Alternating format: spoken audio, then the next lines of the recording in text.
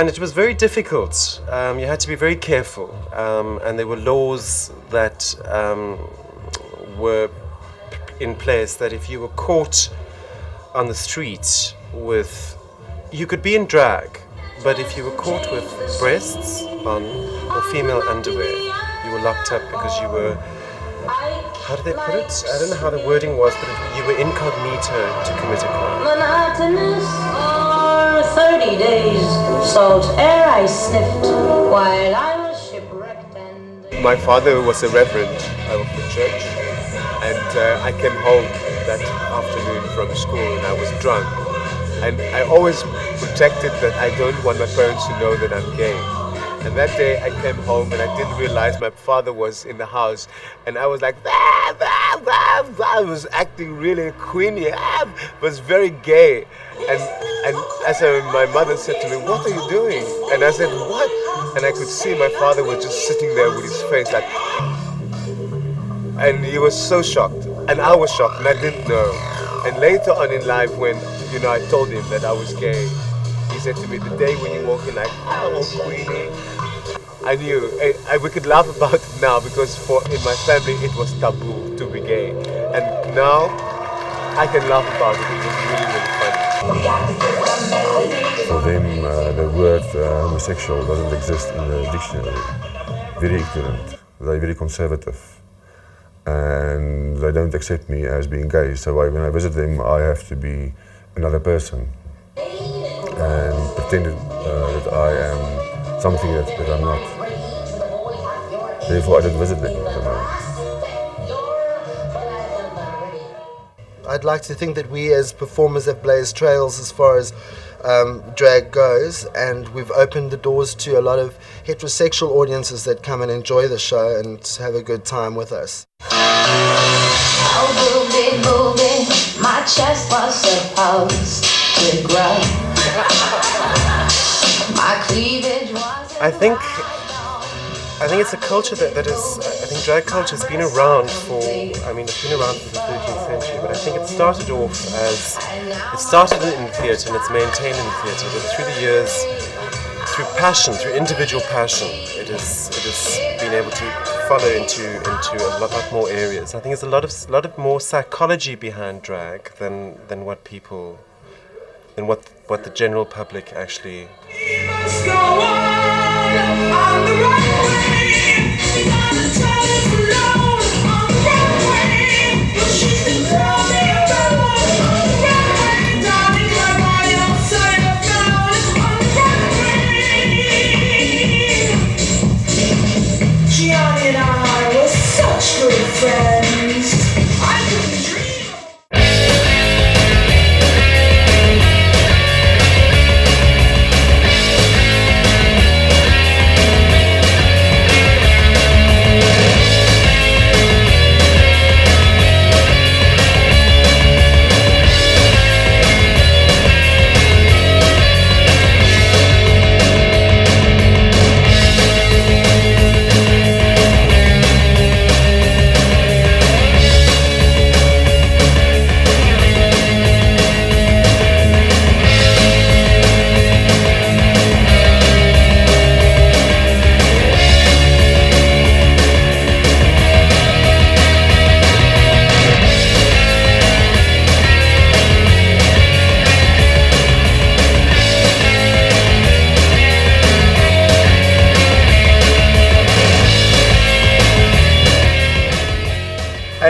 And I can remember when I started going to a white club, I could only enter the white club if I had a white boyfriend. So I needed. It's still like that in Heartland in Joburg. I still needed a white passport to get into a club, which was in South Africa. Gay relationships and structures were funny. It was strange because I could have sex with you before. I can have sex with you after 11 o'clock at night, but I must be out of your home before sunrise in the morning. And the neighbors must not see that I was in your house. And if I see you in the street, I must pretend that I don't know you. Yeah. So it was very much hidden, and it was sad. It was a lonely life if you fall in love with a white man. And if I was in the white club, I'm being regarded either not as the person's lover, but I'm just a pickup, a whore, a cheap fuck. And with anything dignified about me was not even seen about.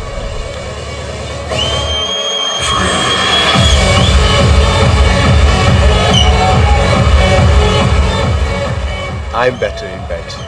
Not if it's a white man or a black man. I don't see sex in color. Black people is more open and more free, where white people can be very inhibited and pull into themselves, and they don't take initiative. Where with black people, they take initiative, and it is a better combination sometimes. I prefer anyone and myself, with class, of course. I never had them at the same time, but it would be nice to make the experience.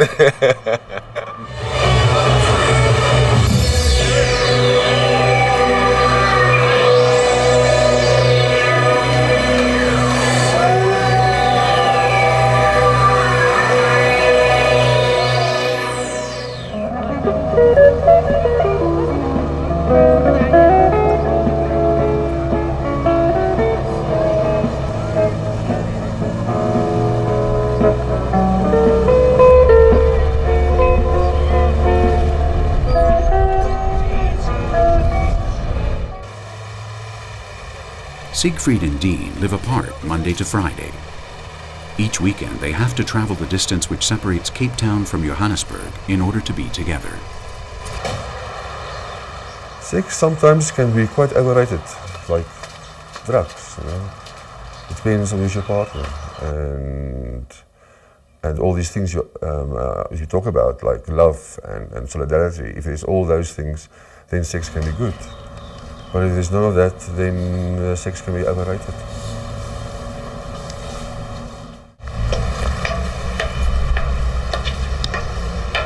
Do I want to have children? No. No, definitely not. I love children very much, but from my lifestyle, the things I like to do, where I want to go, I don't want to have the responsibility of having to raise a child. You know, I liked children when I was younger. Now, as I sort of grow more mature, I sort of grow out of children. So I don't like the noise of children and the busyness of children. Personally, I don't want to adopt. I don't want children around me.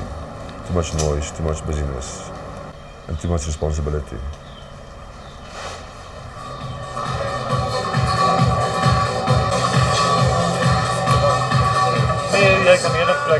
In 29 African countries, homosexuality is illegal. In Namibia, the government recently ordered the police to eliminate gays and lesbians from the entire country. In Botswana, it is a crime punishable with 6 years in prison. Mugabe, the president of Zimbabwe, asserts that homosexuality is not an African phenomenon, but a degeneration brought in by whites. In Uganda, they are killed. In Egypt, imprisoned. And in Somalia, stoned. Only South Africa has legislation prohibiting discrimination which allows homosexuals certain rights. It is something that is taboo. It's a tradition. Yeah, and I think what is so sad about it is because it is so secretive, and its people are not informed.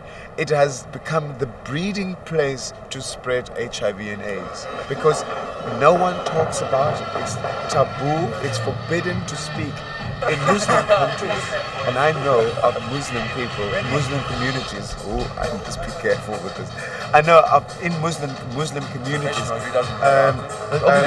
homosexuality is being practiced. The man is married. There's probably an effeminate boy living in his house that he work or takes care of. And if he feels fit to do so, it is okay to have sex with that man. But he doesn't justify it as him being gay.